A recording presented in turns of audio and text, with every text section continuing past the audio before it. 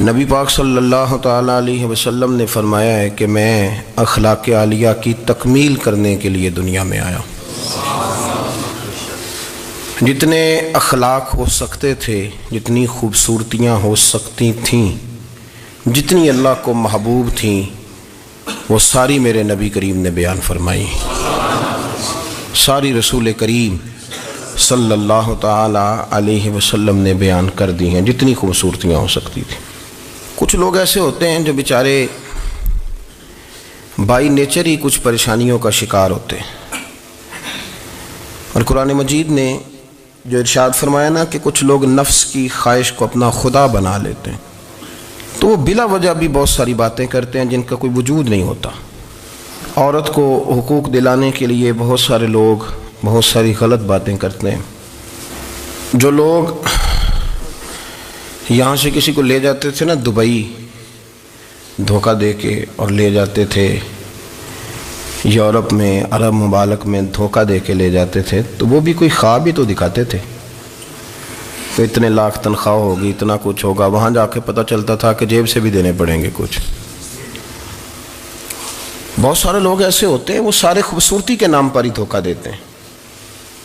آپ کو پتہ ہے کہ جو آدمی کسی کو لالچ دیتا ہے تو کسی کو لوٹنے کے لیے اسے لالچ دینا بڑا ضروری ہوتا ہے. لوگ پہلے لالچ دیتے ہیں پھر لوٹتے ہیں. پہلے مکمل لالچ دیتے ہیں، یہ چیز مل جائے گی، یہ چیز مل جائے گی. لوگ مکمل لالچ دیتے ہیں، اس کے بعد پھر لوٹتے ہیں. اور اگر لالچ نہ دیں تو کوئی آدمی قابو آئے گا؟ لوگ لوٹتے ہیں لالچ دے کر. اچھا، اب وہ جو جس کو لالچ دیا جا رہا ہوتا ہے وہ کہہ رہا ہوتا ہے کہ نہیں نہیں تمہیں نہیں پتا، وہ اس وقت ماننے کو تیار نہیں ہوتا. وہ کہتا ہے اتنی خوبصورت باتیں کر رہا ہے، اتنی اچھے پیغام دے رہا ہے، تم میرے دشمن ہو، تم مجھے منع کر رہے ہو. ہوش تب آتی ہے کہ جب سب کچھ لٹ جاتا ہے. عورت کو ویسے بھی قابو کرنا بڑا آسان ہوتا ہے. اعلیٰ حضرت بریلوی رحمۃ اللہ علیہ فرماتے ہیں بیٹیاں نازک شیشیاں ہوتی ہیں، ان کو تو ذرا سی چوٹ لگے تو ٹوٹ جاتی. دیکھیں کتنا بڑا جملہ کہا بریلی کے امام. نازک شیشیاں، ذرا کوئی آدمی گمراہ کرتا ہے، ذرا خراب کرتا ہے.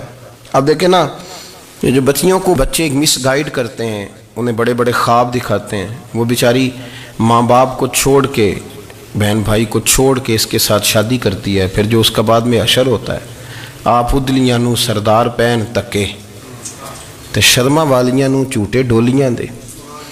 پھر وہ بیچاری ماں باپ رکھتے نہیں، وہ ظلم کرتا ہے، تو کتنی بڑی تکلیف میں وہ بچی آ جاتی. نازک شیشی ہوتی ہے نا تو ٹوٹ جاتی. یہی حال اب جدید خواتین اور یہ جو کچھ اینکر پرسن ہیں، یہ اصل میں نا یہ آپ کو سیاست سکھاتے ہیں، لیکن یہ مادر پیدر آزاد لوگ ہیں، بالکل آزاد. یہ تو علماء شور نہ کریں، بات نہ کریں، گفتگو نہ کریں، مشائخ بات نہ کریں، اور یہ جو کچھ سنجیدہ اور دینی طبقہ ہے یہ کچھ شور نہ کرے، یہ تو روڈوں پہ ننگے ہو کے آ جائیں معاذ اللہ. خوفناک نظریہ رکھتے ہیں یہ لوگ. عورت کو کہتے ہیں تیرے حقوق ہم تجھے لے کے دیں گے. مثلاً وہ کون سا حق ہے جو تم نے لے کے دینا ہے؟ میرے نبی کریم صلی اللہ علیہ وسلم نے اس کو بیٹی بھی بنایا ہے، اس کو بہن بھی بنایا ہے، اس کو ماں بھی بنایا ہے، اسے بیوی کا عالی شان رتبہ بھی عطا فرمایا ہے. اور چونکہ بیٹی کا بھی حق بڑا بیان کیا جاتا ہے، بہن کا بھی، ماں کا بھی. اور بیوی کے معاملے میں لوگ سمجھتے ہیں کہ زیادہ بات نہیں کرنی چاہیے، شاید مسئلہ خراب ہو جائے. حالانکہ نبی پاک صلی اللہ تعالیٰ علیہ وسلم نے بیوی کے بارے میں پتہ کیا فرمایا؟ فرمایا جب تم نکاح کر لیتے ہو تو اپنا ایمان محفوظ کر لیتے ہو. اب میں اس کی شرح نہیں کرتا، اب خود کر لیجئے گا کہ وہ ایک ایسی شخصیت ہوتی ہے کہ جس کی موجودگی میں آپ کا ایمان محفوظ ہے. اب میں نہیں سمجھتا کہ اس سے بڑی بات کوئی اور ہو سکتی ہے، جس کی موجودگی میں آپ کا ایمان. اور بھئی یہ حدیث پاک عرض کر رہا ہوں، نکاح جب کوئی کر لے تو اس نے اپنا ایمان مکمل کر لیا. اس کا معنی یہ ہوا کہ آپ کا ایمان محفوظ ہے اس کی موجودگی میں. تو اس سے زیادہ بھی، یعنی ایمان سب سے قیمتی چیز ہے نا، تو اس کے محفوظ ہونے کی وجہ حضور نے نکاح بیان کر دی. اب میرا خیال ہے بیوی اگر کوئی اس سے بڑا حقوق مانگے گی تو بیوقوفی کرے گی. اتنا بڑا درجہ نبی کریم نے اسے عطا کر دیا، اتنا بڑا مقام دے دیا کہ تو خاوند کے ایمان کے محفوظ ہونے کا ذریعہ بن گئی ہے. عورت کو جو حقوق رسول کریم صلی اللہ تعالی علیہ وسلم نے عطا فرمائے، نبی پاک نے جو حقوق دیے. دیکھیں نا، حضرت عبداللہ ابن عمر رضی اللہ تعالیٰ عنہ کی اہلیہ بیمار تھی تو جلدی جلدی سے وہ آئے. تو جب بہت جلدی ہو، سفر بڑا شدید تھا، تو آپ نے جلدی سے نماز ادا کی، جلدی سے چلے. آپ کے خادم کہنے لگے حضور خیریت ہے؟ فرمایا میری بیوی بیمار ہے. تو اس نے عرض کی حضور آپ کی اہلیہ بیمار ہے. تو آپ نے نماز بھی جلدی سے پڑھی، سفر بھی جلدی جلدی کیا. تو فرمانے لگے یہ وہ چیزیں ہیں جو ہمیں مدینے والے رسول نے سکھائی. آپ اس کیفیات کو سمجھیں کہ حضور صلی اللہ علیہ وسلم نے درس دیا. اور پھر ایک اور بہت بڑی بات، یہ فضیلت کسی اور کو نہیں دی. جو عورت کو حضور نے فضیلت دی، یہ فضیلت کسی اور کو نہیں دی. کبھی حضور نے فرمایا کہ تمہارا ابا تمہارے ساتھ بہت سخت رویہ کرے تو تم نے اس کو اس سختی پر داد دینی ہے؟ فرمایا چلو اگر وہ زیادتی بھی کرے تو تم نے اس کے ساتھ سلوک اچھا ہی کرنا ہے.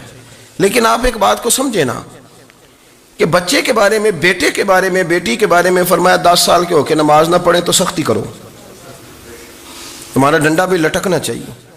بہت ساری جگہوں پہ بہت سارے لوگوں کے لیے سختی کا حکم دیا، لیکن عورت کے لیے حضور نے جو جملے کہے، اصل میں ہم سمجھتے ہیں کہ یہ ایک بات ہے، مشہور ہو گئی ہے روایت حدیث، تو بس اس کے پس منظر پر اور جملوں کے حسن پر شاید معاذ اللہ غور کرنے کی ضرورت نہیں. ذرا اس لفظ کی تاثیر پر غور کریں. حضور نے فرمایا عورت ٹیڑھی پسلی سے پیدا کی گئی ہے، یہ ٹیڑھی ہے، اس کو سیدھا کرنے کی کوشش کرو گے تو ٹوٹ جائے گی. تو حضور پھر ہمارے لیے حکم کیا ہے؟ فرمایا جیسی ہے تم اسی کے ساتھ نبھا کرو. آپ سمجھیں کہ اتنا محفوظ حضور نے درجہ دے دیا بی بی کو، اتنا محفوظ کہ فرمایا غلطی بھی ہو تو میرے غلاموں تم اس کے ساتھ نبھا کرو، گزارا کر لو. کو کیا اور حق چاہیے عورت کو، جس کو اس کی غلطیوں سمیت نبی پاک نے قبول کرنے کا حکم دے دی کہ اس کی کمزوریوں سمیت قبول کر لو. اب اس کو اور کیا، کوئی کمزوریوں سمیت قبول کرتا ہے؟ کبھی آپ دکان پہ بیٹھے ہو تو آپ کہیں بھی اس میں یہ بھی غلطی، میرے مال میں یہ بھی کمزوری ہے، یہ بھی کمزوری ہے، یہ بھی کمزوری ہے، تو کر لے قبول. کرتا ہے کوئی؟ کوئی شخص ایسا ہو جو کسی چیز کی کمزوریاں بیان کر کے کہ اسے قبول کرو؟ پر رسول کریم صلی اللہ تعالی علیہ وسلم نے نا ہمیں سبق دیا، حضور نے ہمیں درس دیا، نبی پاک نے ہمیں پیغام دیا. فرمایا یہ ٹیڑھی ہے، سیدھی کرنے کی کوشش کرو گے تو بیچاری ٹوٹ جائے گی، تو اس کے ساتھ نبھا کر جاؤ. آپ میری بات کو سمجھیے گا. چلیں میں اس پر ایک اور بخاری مسلم کی حدیث پڑھتا ہوں. حضرت سلمان فارسی رضی اللہ تعالیٰ عنہ اور حضرت ابو دردہ کے درمیان بھائی چارہ تھا. مکے سے مدینے جب لوگ آئے تو حضور نے بھائی بھائی بنایا تھا. ان کے درمیان بھائی چارہ تھا تو ابھی پردے کی آیات نازل نہیں ہوئی تھیں، تو لوگ ایک دوسرے کی طرف جاتے تھے. حضرت سلمان فارسی رضی اللہ تعالیٰ عنہ حضرت ابو دردہ رضی اللہ تعالیٰ عنہ کے گھر میں تشریف لے گئے تو دیکھا کہ ان کی بیوی بڑی غمگین بیٹھی ہیں. تو ہم نے فرمایا بہن کیا ہوا؟ تو کہنے لگی تمہارے بھائی کو دلچسپی کوئی نہیں رہی، ہر روز روزہ رکھ لیتا ہے اور ساری ساری رات نفل پڑھتا ہے. حضرت سلمان فارسی کہنے لگے ٹھیک ہے کر لیتے ہیں بندوبست. نماز دین ہے کہ نہیں؟ دین ہے نا یہ چیزیں. لیکن حضرت سلمان فارسی جناب ابو دردہ سے کہنے لگے آج میں نے تیرے گھر میں رہنا رات کو، کیونکہ وہ تو ساری رات نماز پڑھتے تھے، نفل پڑھتے تھے. انہوں نے کہا ٹھیک ہے. ایک بستر لا کے بچھا دیا حضرت سلمان فارسی کے لیے. سلمان فارسی فرمانے لگے دوسرا بھی لا. کہا وہ کیا کرنا ہے؟ فرمانے لگے تو نے بھی سونا ہے، میں نے بھی سونا ہے، تو نے بھی سونا ہے. عشاء پڑھیں گے اور پھر دونوں سوئیں گے. کہا میں نے تو نماز پڑھنی ہے. فرمایا تہجد کے وقت اٹھ کے پڑھیں گے، اللہ کے رسول بھی رات آخری حصے میں جا کے نماز پڑھتے ہیں. ادھر ساتھ سلا لیا. وہ تھوڑی کو دیر سوئے، عبادت تھی ساری رات اٹھنے کی، ذرا اٹھنے لگے بستر سے تو حضرت سلمان فارسی فرمایا چپ کر کے سو جا، وہ بڑی رات پڑی ہوئی، چپ کر کے سو جا. وہ لیٹ گئے، پھر اٹھنے لگے تو فرمایا سو جا چپ کر کے، بڑا ٹائم ہے. سحری کے وقت اٹھے، نفل پڑھے. ان کا ارادہ تھا روزہ رکھنے کا، تو فرمانے لگے کل رکھا تھا نا نفلی روزہ؟ جی رکھا تھا. پرسوں بھی رکھا تھا، ترسوں بھی رکھا تھا. فرمایا آج نہیں رکھنا، آج میں تیرا مہمان ہوں، سارا دن کٹھے مل کے روٹیاں کھائیں گے، آج نہیں روزہ رکھنا. سلا دیا. اب حضرت ابو دردہ رضی اللہ تعالیٰ عنہ کہہ تو کچھ نہ سکے، پر کہنے لگے سلمان تم پتہ تم کیا کر رہے ہو؟ نہ تم نے مجھے رات اٹھ کے زیادہ نفل پڑھنے دیے، سویرے روزہ نہیں رکھنے دیا. تو حضرت سلمان فارسی کہنے لگے کوئی لمبی بات تو نہیں نا، چلتے ہیں نا ابھی فجر میں مسجد نبوی میں، تو نبی پاک کو بتاتے ہیں. سرکار دو عالم علیہ السلام کی خدمت میں تو اپنی بات کرنا، میں اپنی کروں گا. حضور نتیجے کا اعلان فرما دیں گے، بات طے ہو جائے گی. حاضر خدمت ہوئے، عرض کی یا رسول اللہ صلی اللہ تعالی علیہ وسلم یہ ساری رات نفل پڑھتے ہیں، ہر روز روزہ رکھتے ہیں، ان کی اہلیہ غمگین بیٹھی ہیں، حکم فرمائیں تو نبی پاک صلی اللہ علیہ وسلم نے فرمایا پھر ہوا کیا؟ یا رسول اللہ میں نے رات سلایا ہے، سحری میں اٹھایا ہے، سویرے روزہ نہیں رکھنے دیا۔ نبی پاک نے فرمایا سلمان فارسی نے ٹھیک کیا ہے، سلمان فارسی نے ٹھیک کیا۔ پھر حضور نے فرمایا، نبی کریم نے فرمایا ابو درداء تیرے اوپر اگر اللہ کا حق ہے، اس کے رسول کا حق ہے، دین کا حق ہے، تو فرمایا تیری آنکھ کا بھی تیرے اوپر حق ہے، تیرے وجود کا بھی تیرے اوپر حق ہے۔ یہ حضور نے فرمایا تیرے بچوں کا بھی تیرے اوپر حق ہے، تیری بیوی کا بھی تیرے اوپر حق۔ اس حق کو بھی سمجھے، حقوق اللہ بھی ہیں، پر تیری آنکھ کا بھی تیرے اوپر کیا مانا کہ تیری آنکھ سونا چاہتی ہے تو اسے سلا بھی، تیرے وجود کا بھی تیرے اوپر حق ہے، تو تیرا وجود آرام کرنا چاہتا ہے تو اسے آرام بھی کرا۔ اور پھر وہاں نبی پاک صلی اللہ علیہ وسلم نے فرمایا میں تم سب، سننا یہ لفظ حدیث کے، حضور نے اسی موقع پر فرمایا میں تم سب سے زیادہ اپنے رب کو جانتا ہوں اور میں تم سب سے بڑھ کر اپنے رب سے ڈرتا ہوں۔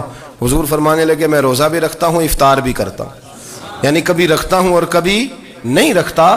فرمایا میں نفل بھی پڑھتا ہوں اور اپنی بیویوں کو وقت بھی دیتا ہوں۔ سرکار مسجد میں بھی آتے تھے، نواسوں کے ساتھ کھیلا بھی کرتے، ان کے ساتھ پیار بھی کرتے۔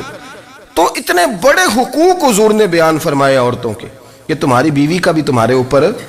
لو ایک حدیث بخاری کی اور یہاں بیان کر دیتا ہوں۔ ایک شخص نے آ کے عرض کی یا رسول اللہ صلی اللہ تعالی علیہ وسلم جہاد کے لیے تیاری ہو گئی ہے، صفیں بن رہی ہیں، مجاہدین کی تیاری ہے، تو میرا بھی نام لکھ دیا گیا ہے مجاہدوں کی لسٹ میں، لیکن یا رسول اللہ صلی اللہ تعالی علیہ وسلم میری بیوی نے حج کی تیاری کر لی ہے اور میرے دوستوں نے، صحابہ نے میرا نام مجاہدین کی لسٹ میں لکھ دیا، تو میرے لیے کیا حکم ہے؟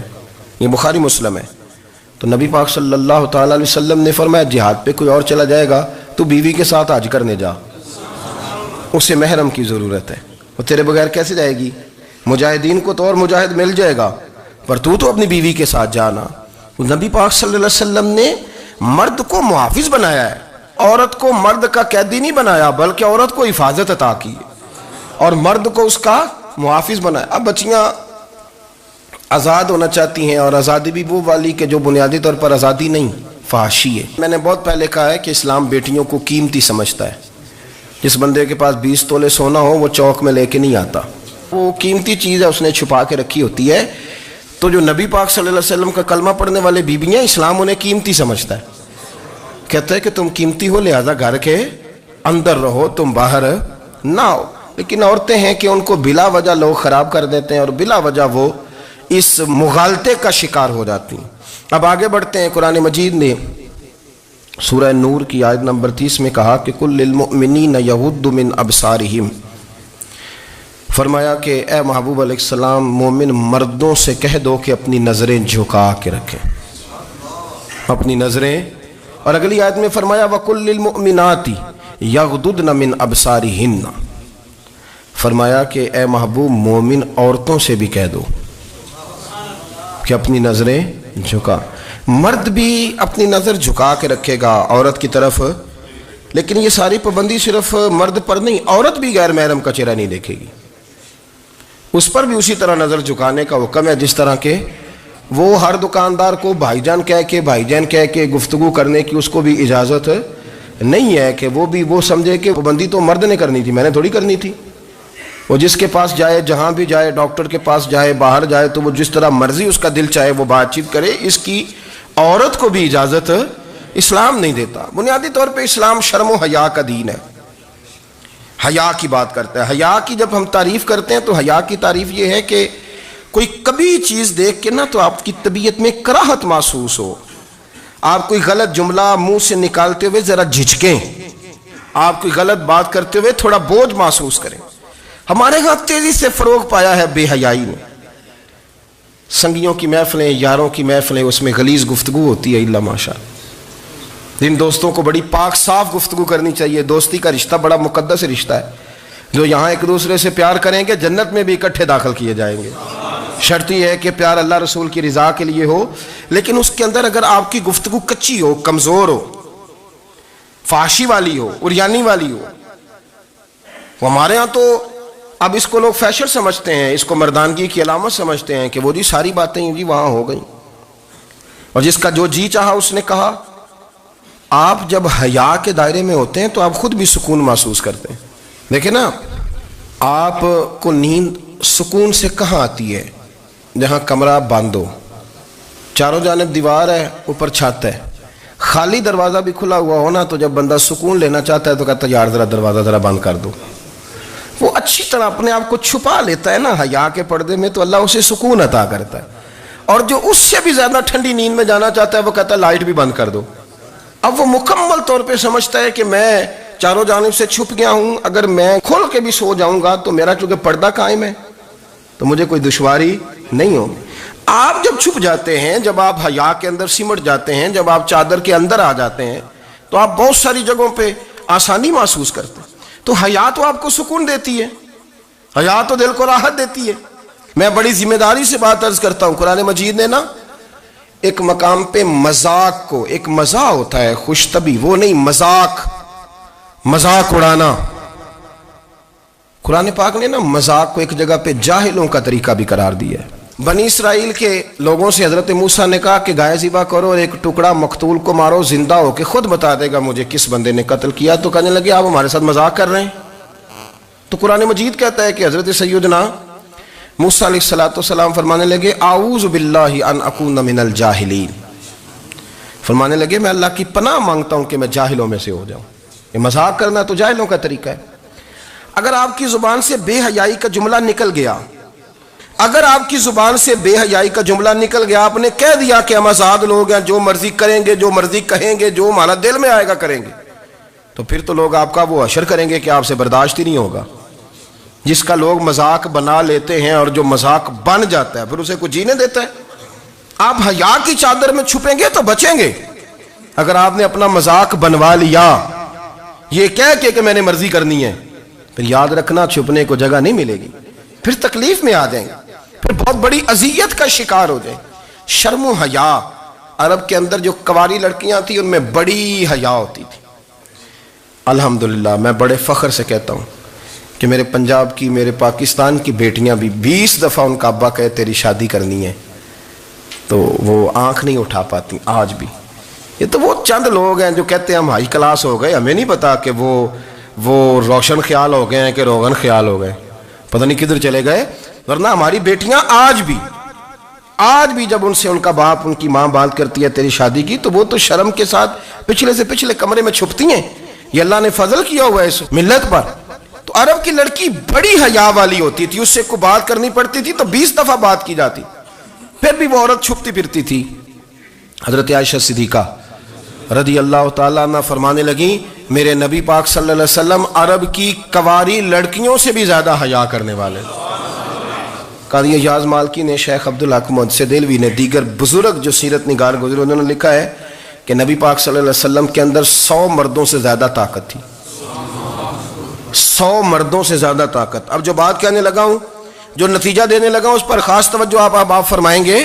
ذرا فکری طور پر، نظریاتی طور پر ایک چیز کو سمجھیے. ہم سمجھتے ہیں کہ جوان لڑکا ہے جی جو مرضی کرے، عمر ہے جی. آپ ذرا بات پر غور کیجئے گا کہ حضور صلی اللہ علیہ وسلم میں طاقت 100 مردوں سے زیادہ ہے اور حیا کنواری لڑکیوں سے بھی زیادہ ہے. ذرا اس بات کا تقابلی جائزہ کیجئے گا کہ طاقت 100 مرد سے